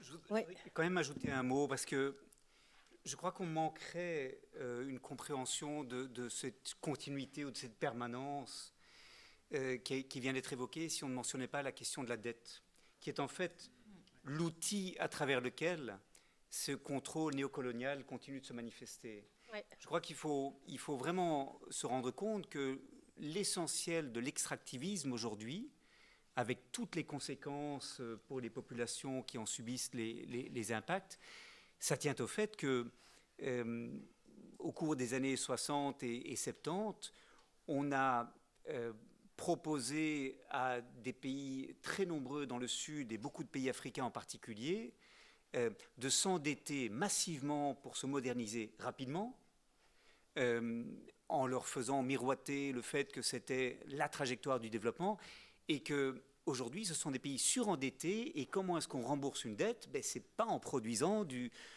manioc, de la patate douce, du sorgho.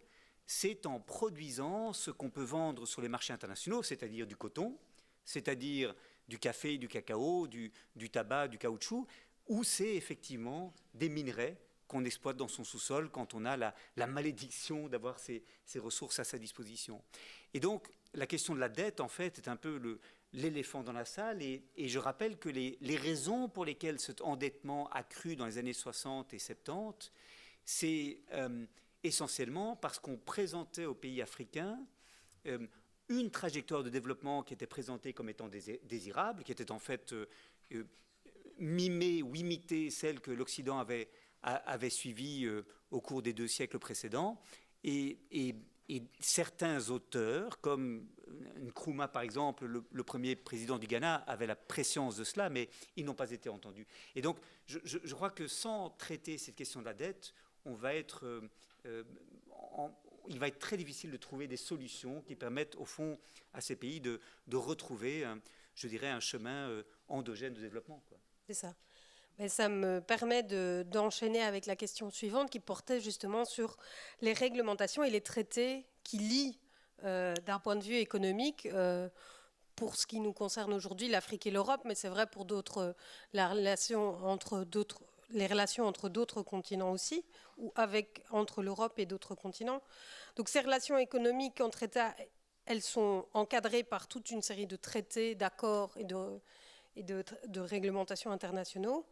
Est-ce que celles-ci empirent ou est-ce que celles-ci parfois atténuent les inégalités et la crise, le dérèglement climatique et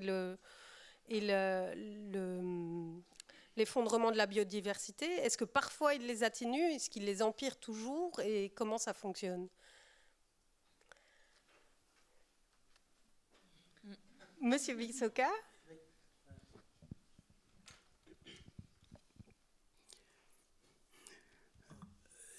Deux petites choses.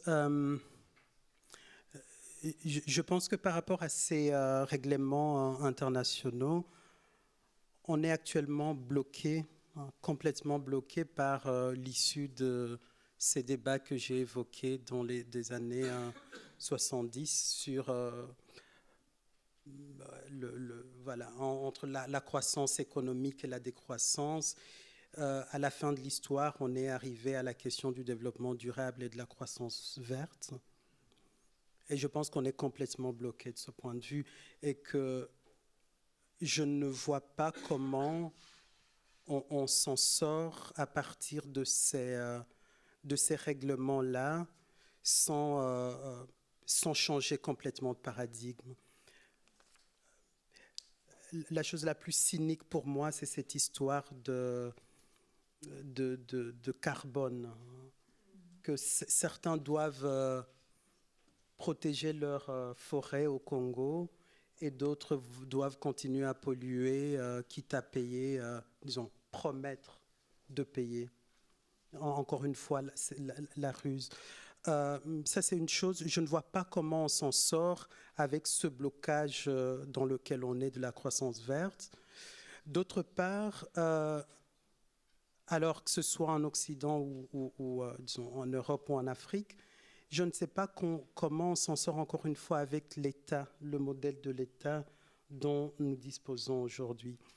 Que ce soit durant la période coloniale ou post-coloniale, ce qu'a toujours cherché l'État, les États en Afrique, c'est quoi? C'est d'accroître leur pouvoir après la colonisation par rapport aux structures néocoloniales ou traditionnelles qui ont essayé d'émerger pour le cas de l'Afrique des Grands Lacs spécifiquement, mais avec toujours cette idée que l'État doit accroître ses recettes et, comme disait le professeur, s'inscrire dans un modèle de développement qui signifie pratiquement la croissance, l'industrialisation, etc. Et j'ai l'impression qu'il nous manque de modèles aujourd'hui et que l'enjeu, encore une fois, c'est d'aller voir dans certaines communautés comment les gens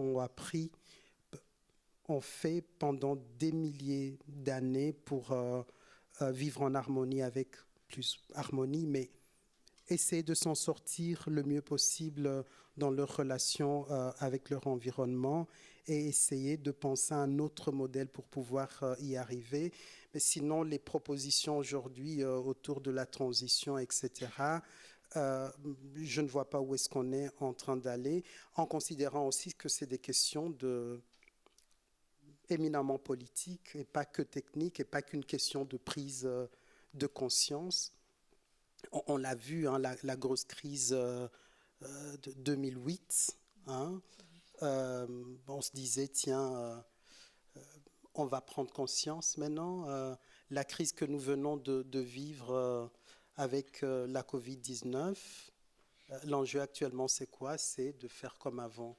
Et donc, j'ai l'impression qu'on est complètement bloqué de ce point de vue, hein, de s'imaginer des solutions à partir de l'État tel que nous le connaissons ou à partir de règlements internationaux. Je ne vois pas comment on s'en sort si on ne va pas puiser dans ce que nous appelons les transitions vernaculaires.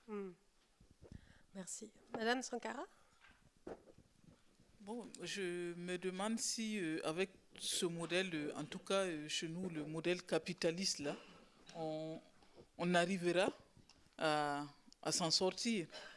En tout cas, le capitalisme sauvage, là, appliqué, je me demande si on s'en sort, parce que c'est quoi l'extractivisme dont on parle?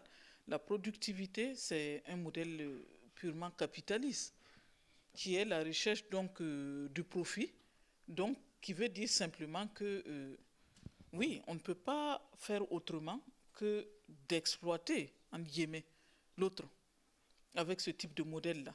C'est la recherche du bénéfice, du gain. Donc, je me demande comment, avec ça, on peut arriver à, en tout cas pour nous autres, à nous en sortir. Je prends toujours le cas de cette société, je peux le nommer, hein, et Castel, la multinationale Castel, au Burkina, qui a le monopole donc des boissons. Voilà, je pense que ce n'est pas seulement au Burkina, c'est dans toute l'Afrique francophone. Castel. Alors, nous tombons là sur un cas, c'est-à-dire ceux qui connaissent le FESPACO, le Festival de cinéma de Ouagadougou, où il y a quelques années, on va là en tant qu'association, toute petite association, pour demander à un stand pour vendre donc des produits locaux, c'est-à-dire les boissons locales. Pour vendre les boissons locales, et puis le FESPACO qui vous dit c'est dommage, mais on ne peut pas vendre les boissons locales. Mais en plein Ouagadougou, un événement, en tout cas de cette envergure-là, et on ne peut pas présenter nos produits locaux, et simplement parce qu'il y a un monopole sur tout ce qui est boisson lors de cet événement. Et c'est Castel. Donc vous n'aurez qu'à boire du coca, du Fanta, tout ce que vous voulez, mais pas nos boissons locales. Voilà, ça c'est un cas clairement, et on a tout fait, négocier, et on dit même dans le libre-échange, ça veut dire qu'il y a la concurrence. Il y a la concurrence, donc ça voudrait dire qu'on peut aussi présenter nos produits, et celui qui boit coca boira, et celui qui boit le gingembre ou le tamarin, il boira ça aussi. Donc pourquoi on ne peut pas permettre nos produits? On nous dit que non, il y a un contrat qui est signé pour 10 ans. Contrat de 10 ans, et c'est le FESPACO et le Castel qui a le monopole. Donc si vous voulez, vous pouvez racheter avec Castel et tout pour vendre. Mais quand on voit une telle aberration, on ne peut pas s'en sortir. Il le disait tout à l'heure, nous sommes aussi responsables. Mais ça, c'est signé par notre État. Ce sont les États qui signent. Castel n'est pas venu, mais bon, c'est aussi une question d'argent, parce qu'il finance à une certaine hauteur le FESPACO. Donc, pour dire, avec ce modèle, ce type de politique-là, je me demande comment vraiment on peut s'en sortir. Hein. C'est la même chose que Monsanto.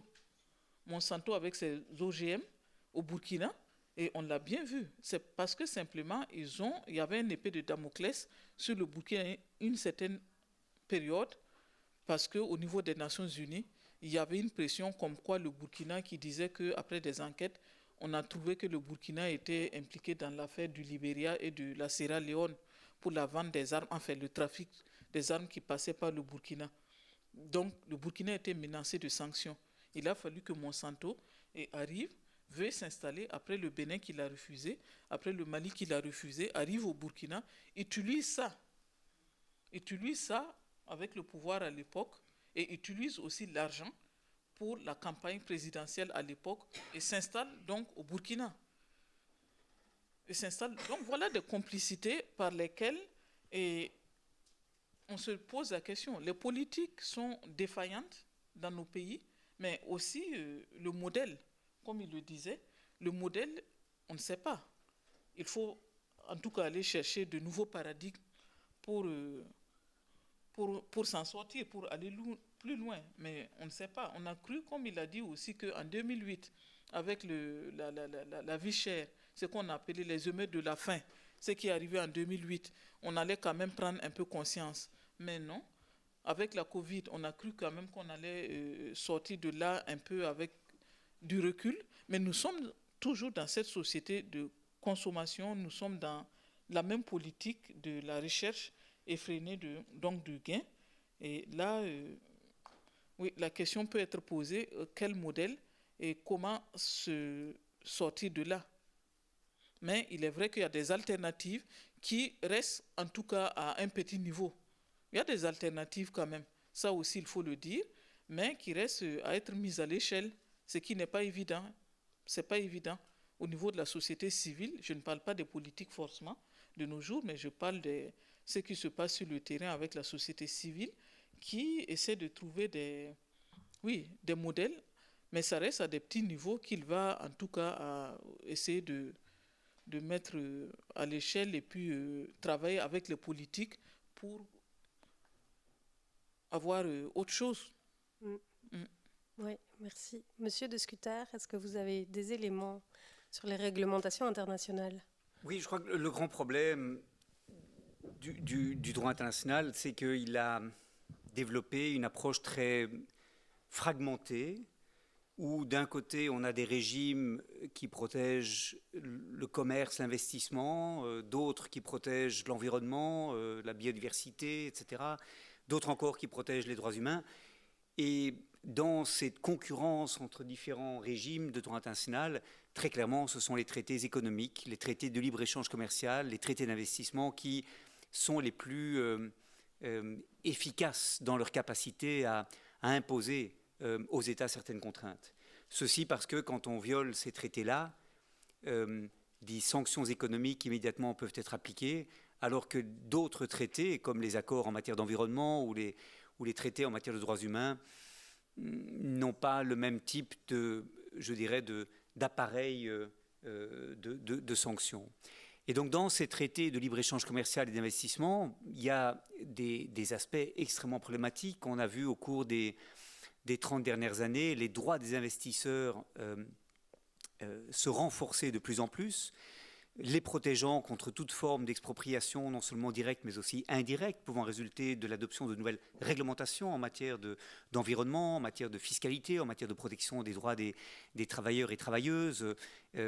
Quand ces investisseurs voient un État s'apprêter à adopter ces réglementations, il peut menacer un État d'attraire cet État devant un tribunal arbitral international.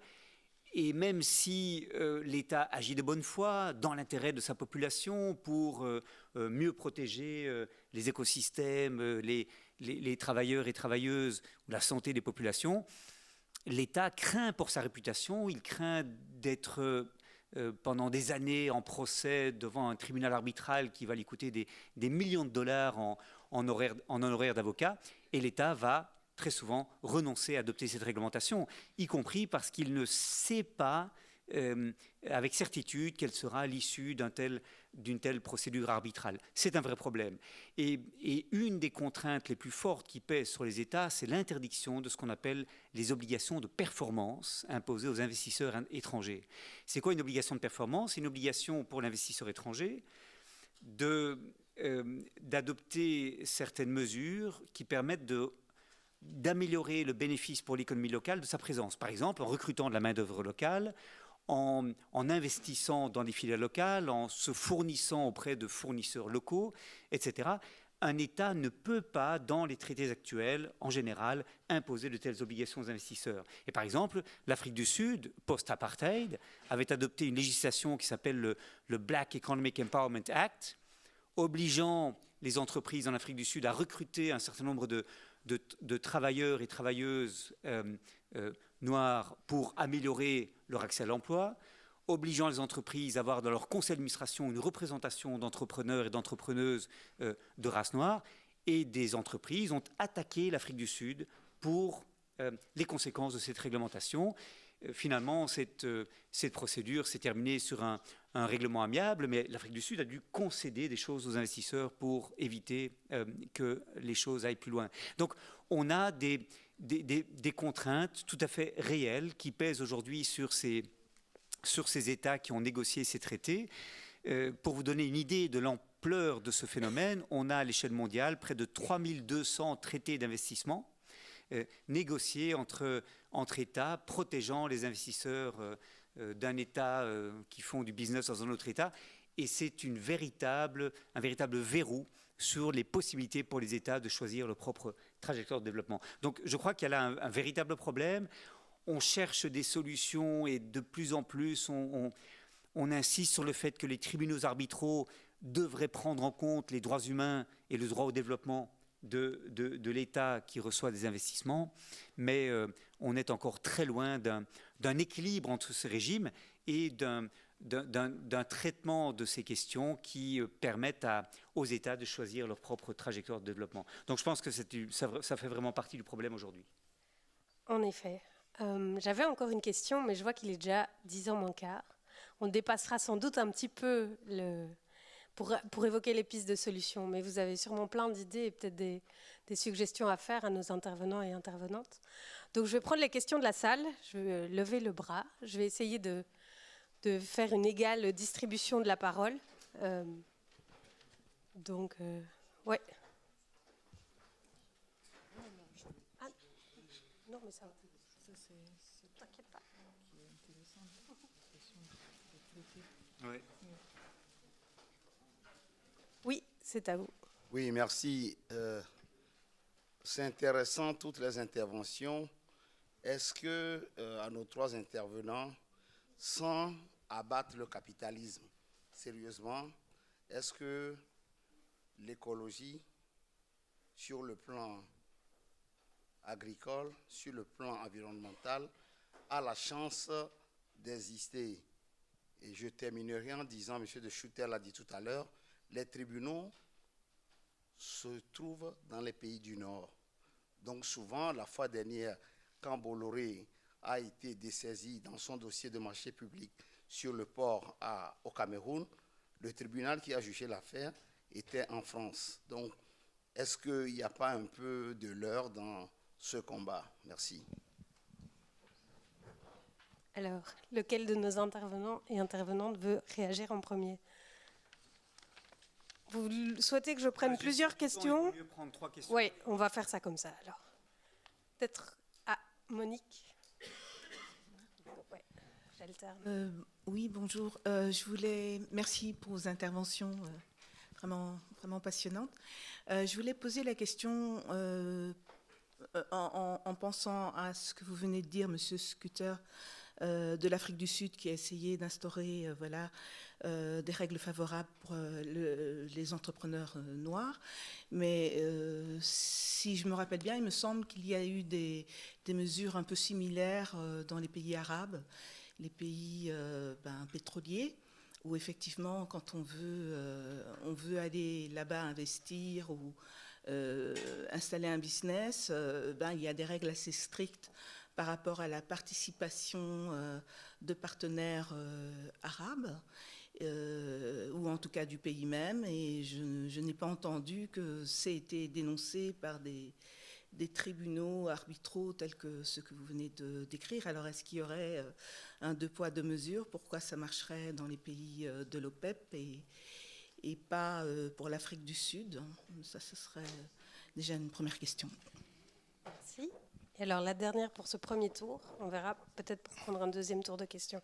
Alors moi j'avais une question, mais une question boutade en fait. Donc on a parlé de décoloniser les regards. J'ai eu l'impression qu'on parlait beaucoup d'Afrique. Je me suis dit mais tiens, est-ce que c'est décoloniser le regard qu'on porte sur l'Afrique pour cette urgence écologique? Mais moi j'ai l'impression que les États européens sont également colonisés en fait. Les États européens sont super endettés. C'est pas seulement les États africains qui sont super endettés. Les États européens sont super endettés. La grande finance contrôle aussi les États européens, donc ils ne peuvent pas non plus se déplacer. Donc ma question va rejoindre celle de la première qui a été posée. Est-ce qu'il est possible? Il est possible de sortir, en tout cas d'entrer dans cette urgence, dans cette transition écologique, en restant dans le cadre du capitalisme financier tel qu'on le connaît maintenant. Merci. Aha. Souhaite réagir en premier? Je vois que vos questions portent à la réflexion en tout cas. Comme dans un auditoire universitaire, on ne lève pas les yeux quand la question est posée de qui parler en premier. Monsieur Bisoka, vous êtes désigné volontaire.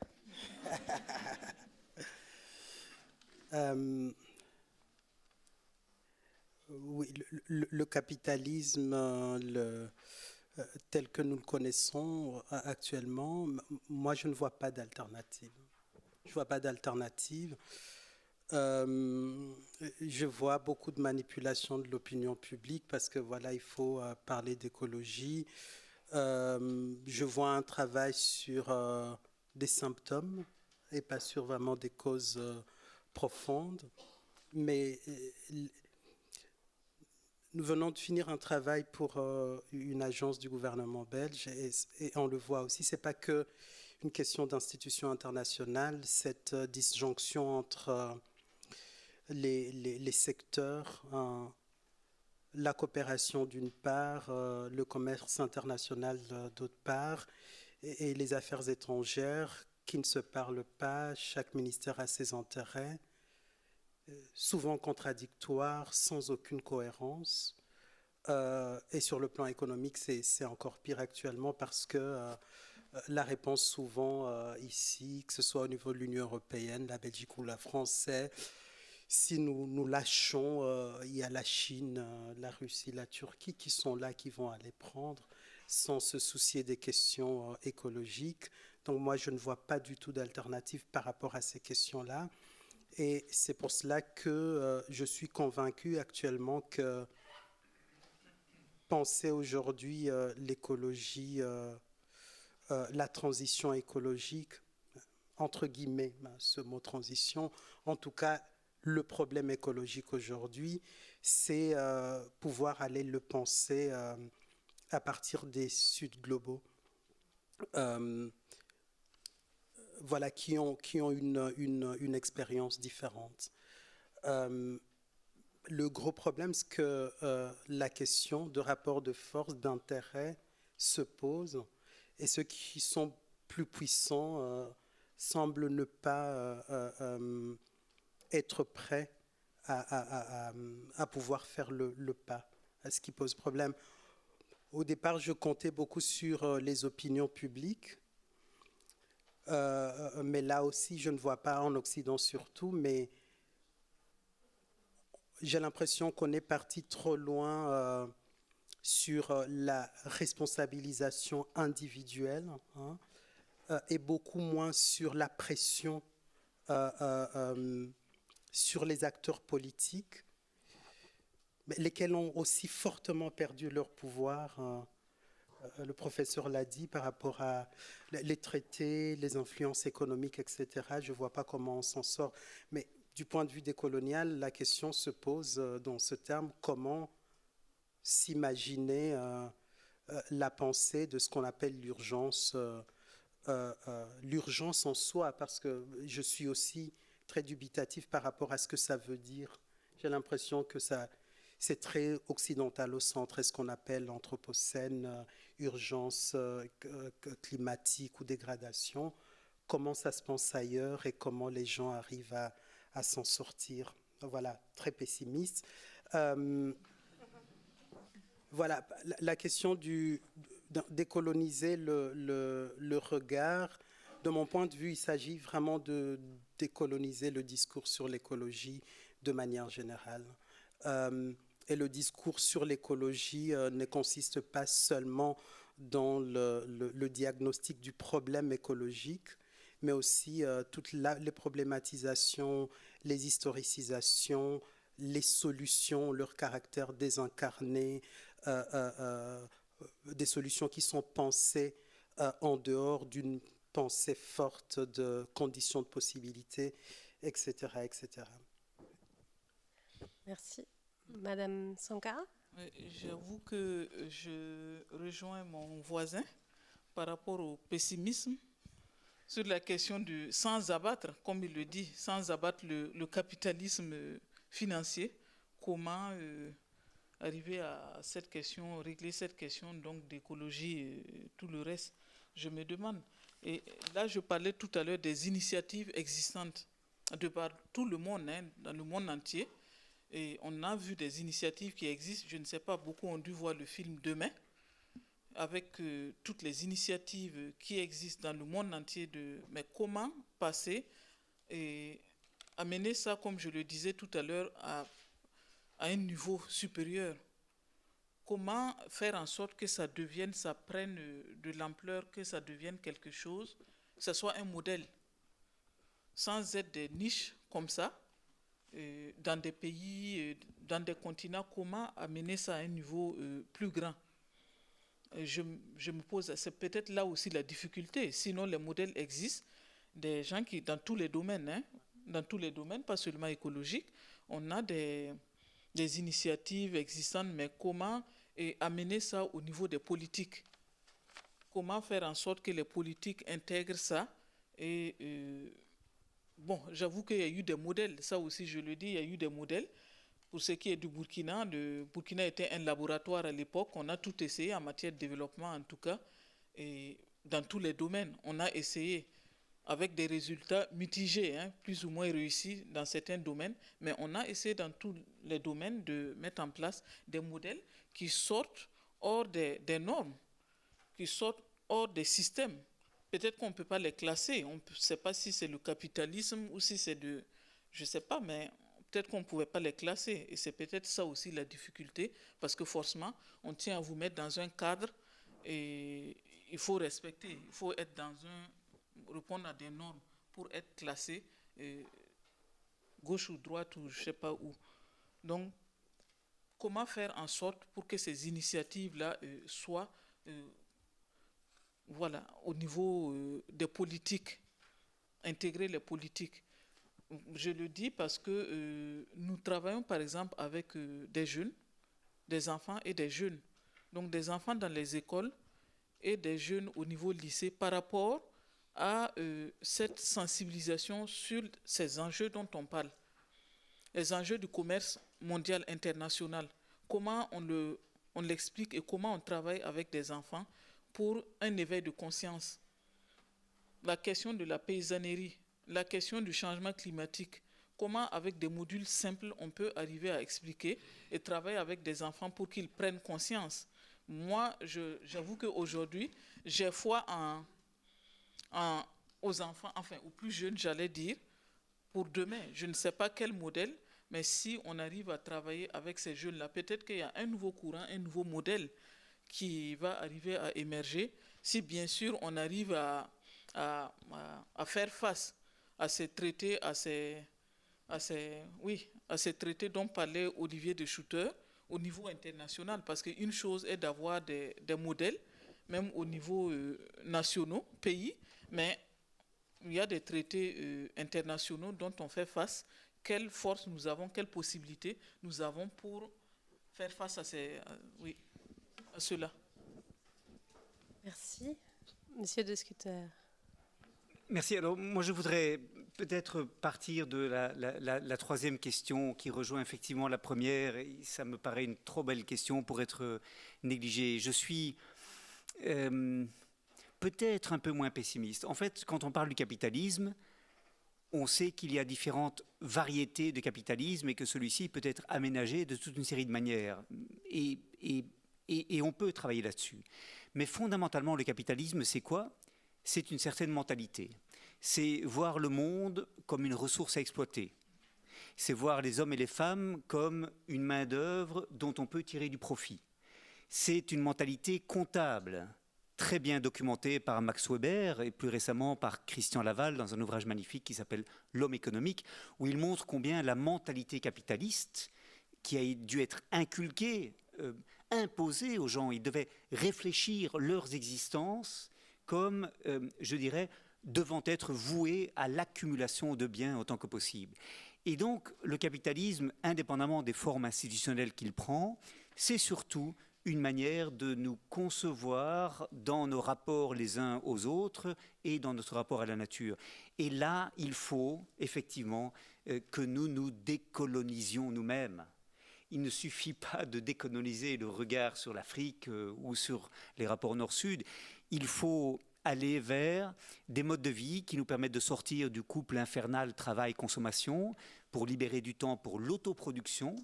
Il faut se donner d'autres objectifs dans nos petites existences que l'accumulation matérielle. Et ça, c'est à la fois très difficile à déraciner et en même temps, ça n'exige pas des révolutions politiques d'ampleur. Je veux dire, c'est dans notre chef que cela peut se changer. Pour moi, la société évolue vers la remise en cause de cette manière de voir le monde et de nous rapporter les uns aux autres. C'est là mon optimisme. Pour moi, nous n'avançons pas assez vite dans cette direction. Nous sommes en train de perdre la course de vitesse qui s'est engagée. C'est là mon pessimisme. D'autres questions ont été posées. Je ne connais pas, Madame, l'expérience des pays de l'OPEP, du Moyen-Orient, qui, comme beaucoup d'autres, je crois, dans le monde, imposent certaines obligations aux investisseurs de s'associer à des partenaires locaux pour pouvoir exploiter les ressources de ces pays-là. Mais bien entendu, dans ce genre de négociations, le pouvoir de négociation des parties est plus ou moins important et permettra ou non de résister aux pressions qui sont faites par les partenaires. Et je soupçonne que les pays de l'OPEP sont beaucoup mieux placés pour imposer les conditions qu'ils souhaitent imposer aux investisseurs que des pays qui sont peut-être moins en situation d'imposer leurs propres conditions. Je ne vois pas d'autres explications, mais je ne connais pas d'autres cas qui impliquent effectivement ces pays devant les tribunaux arbitraux internationaux. Et puis un dernier mot sur la dette quand même, parce qu'on a évoqué la dette, et je crois que la dette, y compris dans les pays du Nord, et c'est vous qui l'évoquiez, est un obstacle majeur à la transformation écologique. Pourquoi? Parce que la dette est vue par les gouvernements comme devant être remboursée. Par quoi? Eh bien, par la croissance.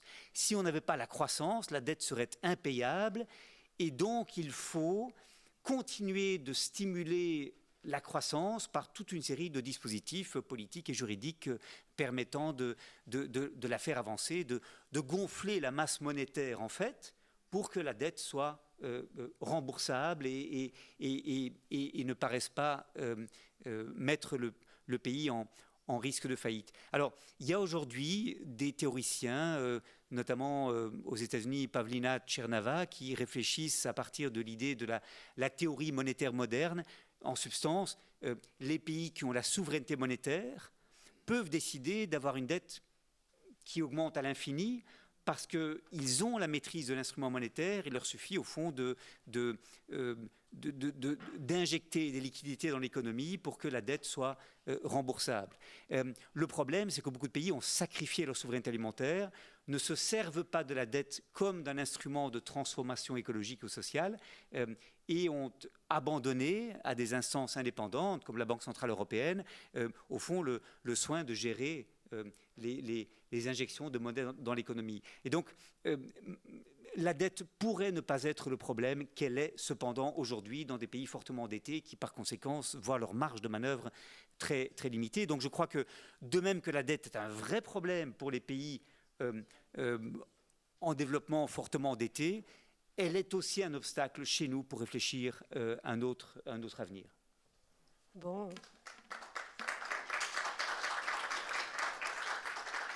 Ça me paraît être un excellent mot de conclusion. Donc, vous m'excuserez de ne pas prendre de deuxième tour de questions.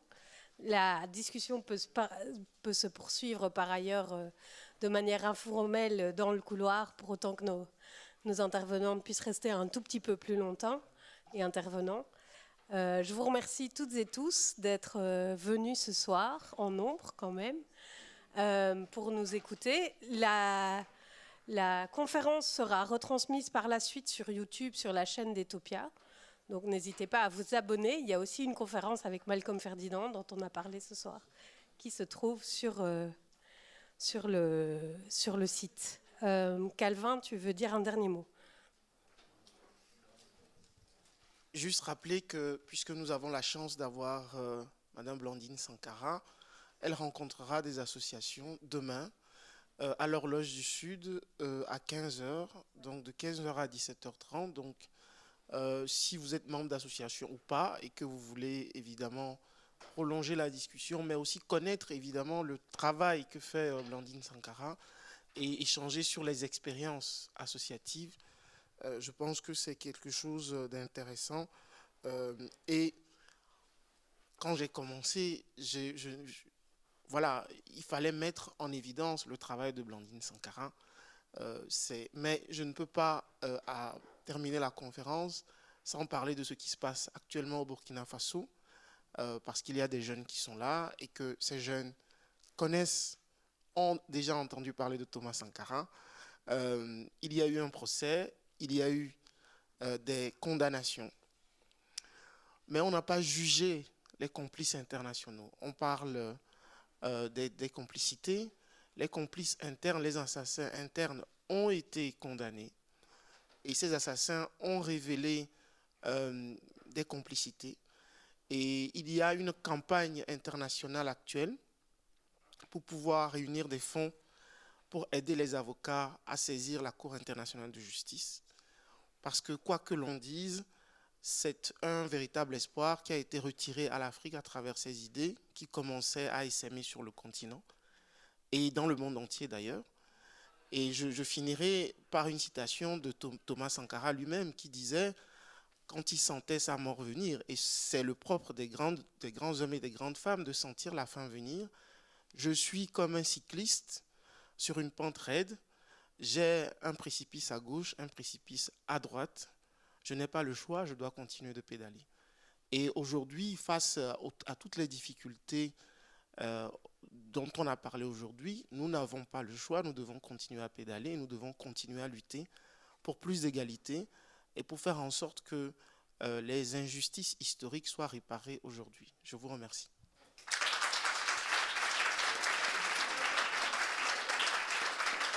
Et donc, peut-être...